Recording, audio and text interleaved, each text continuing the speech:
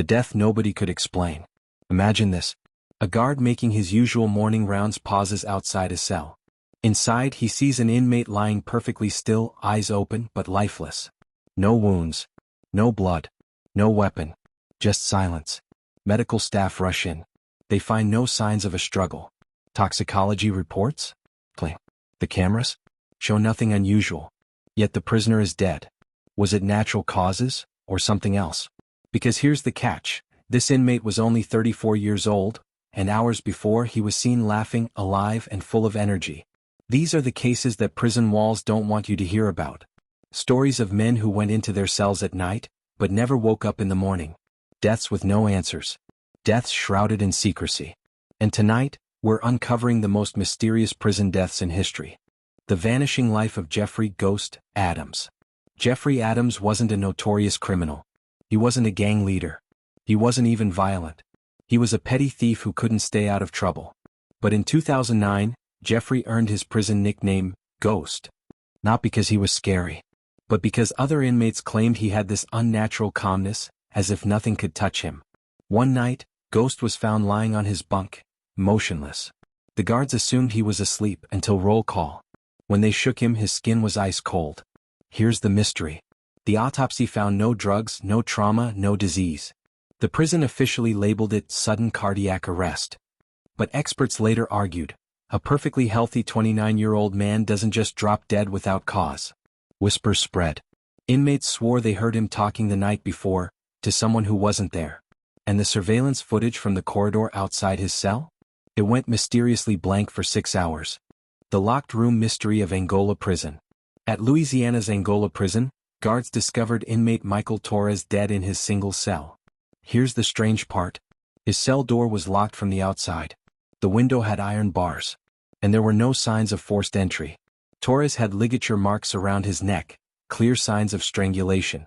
But the prison swore no one could have entered. So who killed him? Investigators first thought suicide, but the autopsy ruled it out. The angle and depth of the marks didn't match self-hanging. And Torres's fingernails had skin under them, suggesting a struggle. Even creepier, the prisoner in the next cell swore he heard 2 voices in Torres's room that night.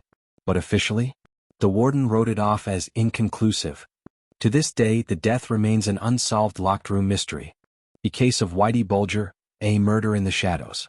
James Whitey Bulger was one of the most infamous mob bosses in American history. By 2018, at 89 years old, he was frail in a wheelchair and transferred to USP Hazleton, a dangerous prison nicknamed Misery Mountain. Less than 24 hours later, he was dead. His body was discovered beaten beyond recognition. His eyes gouged. His tongue nearly severed. The prison called it an inmate assault, but many believed this was no ordinary killing. Some whispered it was a setup by guards, who intentionally placed Bulger in general population knowing rival mobsters were waiting. Others claimed the FBI wanted him silenced forever, since Bulger was an informant who could expose dark secrets.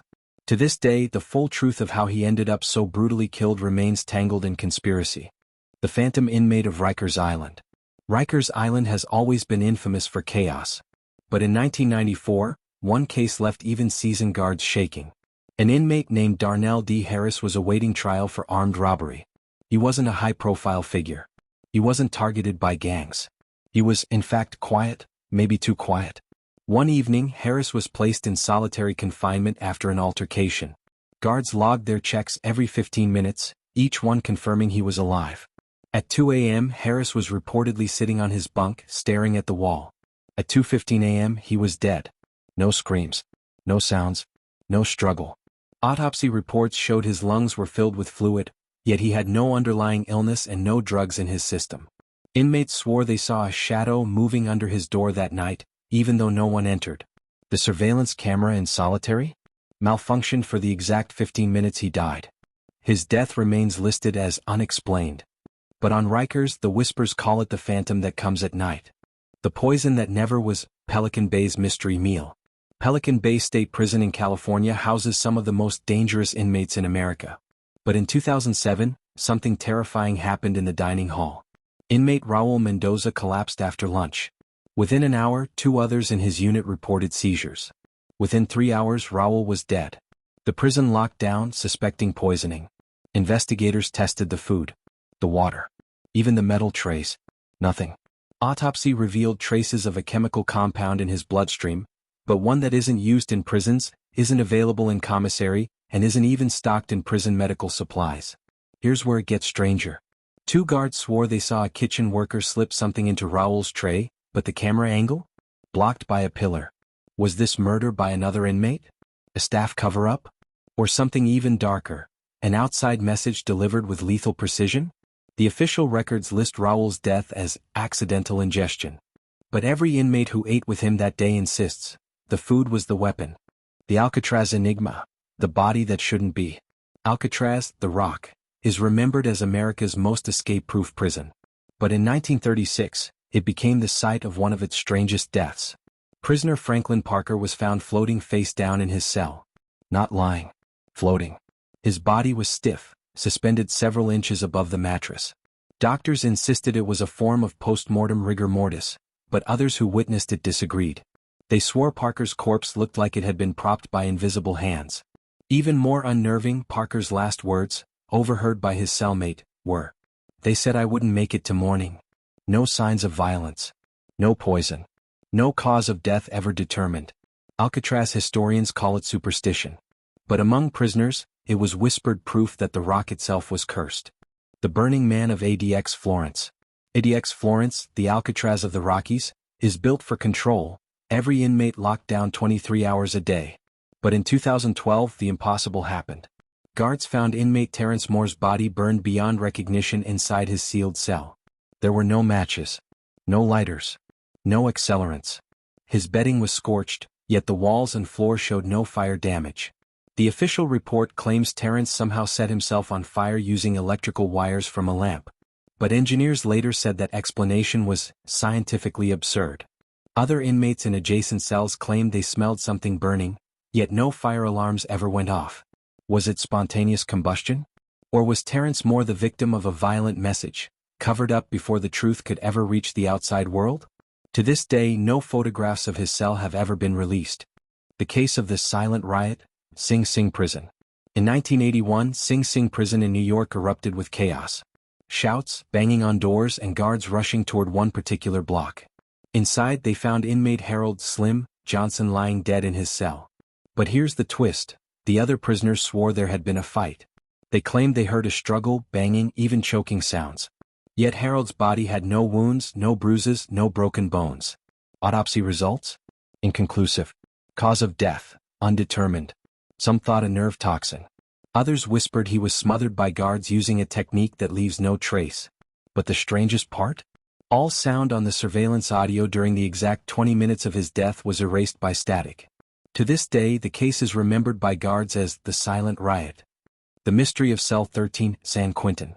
San Quentin Prison is home to many dark legends, but none stranger than what happened in Cell 13 in 1957. Inmate Charles "Red" Fenton was discovered sprawled across his bunk with a terrified expression frozen on his face. No blood. No weapon. Yet his hands were clenched so tightly his fingernails broke the skin. The prison physician reported his heart simply stopped mid-beat, but other inmates swore they heard Red screaming minutes before, shouting, "Get it out. It's in here with me." Cell 13 was sealed after his death. Guards refused to house anyone there for years. Even today, correctional officers whisper that when you walk past, you hear tapping from the walls. The official file? One line, natural causes. But in San Quentin no one calls it that. They call it the cell that kills. The hanging that wasn't Rikers again. Back at Rikers Island in 2005, guards found 22-year-old Isaiah Carter hanging from a bedsheet tied to a vent. At first glance, suicide. But when investigators looked closer, the evidence didn't add up. The sheet was tied in a perfect double fisherman's knot, a skill Carter didn't have. His family swore he had no knowledge of knots at all. More disturbing, the medical examiner found bruising around his arms and shoulders, consistent with a struggle. When his fellow inmates were questioned, they all said the same thing. Isaiah wasn't alone that night. But surveillance footage from his tier? Conveniently missing. Was it a suicide? A staged murder? Or something more sinister, one covered by silence? To this day no one has been charged. The file remains open but buried deep. The cold cell of Attica. In Attica prison the 1970s were turbulent. Riots, brutality, and paranoia. But one story was stranger than all the others. An inmate named Jerome Mills was found dead inside his solitary cell in the middle of summer. Temperature that day, 89 degrees Fahrenheit. But when they discovered Jerome, his body temperature was just 64 degrees. As if he had been locked in a freezer. No refrigeration equipment existed in that block. No logical way for his body to drop that cold. When staff retrieved his body, a guard noted frost on the tips of his fingers. The death certificate lists hypothermia, but in July in a boiling prison block? To the inmates, the explanation was simple. Jerome died in what they called the cold cell. A man who predicted his death, Leavenworth. At Leavenworth Federal Prison in 1928, a notorious safecracker named Joseph Keeney became famous for one thing. His prediction. For weeks he told guards, "I'll be dead before Friday." He wasn't suicidal. He wasn't sick. But he repeated it to anyone who would listen. On Thursday night, guards checked his cell. He was alive, smoking, calm. By Friday morning he was found slumped over, dead. The autopsy? Normal. No poison. No illness. Cause of death? Unknown. But here's the detail that haunts historians. On his cell wall, carved into the stone, were the words, "See you Friday." And next to it, scratches marking the exact date. How did he know? Some call it coincidence. Others call it fate. But inside Leavenworth, it became one of the most whispered mysteries. The man who predicted his own death. The coffin cell of Eastern State Penitentiary. Eastern State Penitentiary in Philadelphia was notorious for silence and isolation. In 1899, inmate William Harker was locked in a cell nicknamed the Coffin because of its narrow shape. One morning, guards opened his cell and froze. William's body was twisted into an impossible position, jammed against the wall as if something had crushed him from above. The cell showed no signs of collapse. The ceiling was intact. Doctors claimed his bones looked as though they had been compressed, flattened. Prisoners whispered he had been buried alive, inside the coffin cell by forces unseen. The case was hushed up quickly, but rumors made Eastern State infamous for decades. The disappearing body, Arkansas prison farm. In 1963, an inmate named Earl Donovan was reported missing during morning head count at the Arkansas State Prison farm. Guards searched everywhere, barns, fields, solitary. Nothing. 2 days later, Earl's body was suddenly discovered inside his locked cell. The same cell that had been checked over and over, completely empty. Even stranger, his body was already decomposing as though he had been dead for days. But where had he been? And how did he reappear in a locked, checked cell? Officials claimed it was an oversight. Inmates swore it was something else. To this day, guards call it the Vanishing Act. The bloodless death of Folsom Prison. In 1971, Folsom Prison reported a death that stunned even seasoned investigators. Inmate Curtis Daniels was found in his bed, lifeless, pale. But when the coroner examined him, they discovered something horrifying. His body had no blood. Not spilled. Not pooled. Completely drained. No wounds, no punctures, nothing to explain where his blood had gone. Authorities quickly sealed the records, calling it a clerical mistake. But guards who were there swore it was real. To inmates, Curtis became known as the vampire's victim. The Whispering Death, Parchman Farm. Mississippi's Parchman Farm was infamous for brutality. But in 1942, one death defied explanation. Inmate Samuel Hayes was discovered lying face down, his ears bleeding. No struggle. No weapon. Other prisoners swore that the night before, Samuel had been muttering to himself, clutching his ears, screaming, "Stop whispering. Stop whispering." The autopsy revealed burst eardrums, yet no source of sound strong enough to cause it. To this day, staff avoid talking about the death. But the inmates say Samuel died from voices that never stopped. He locked trunk mystery, Rikers Island again. Back at Rikers in 1998, janitors cleaning out a storage room made a grim discovery. Inside a locked wooden trunk, they found the body of an inmate who had supposedly died weeks earlier in the infirmary. The official story? His body had been misplaced before burial. But here's the question, how did it end up sealed inside a trunk with bruises around his neck and wrists? The trunk itself had been locked with a key that only 2 staff members possessed. Both denied involvement. The story never reached the public.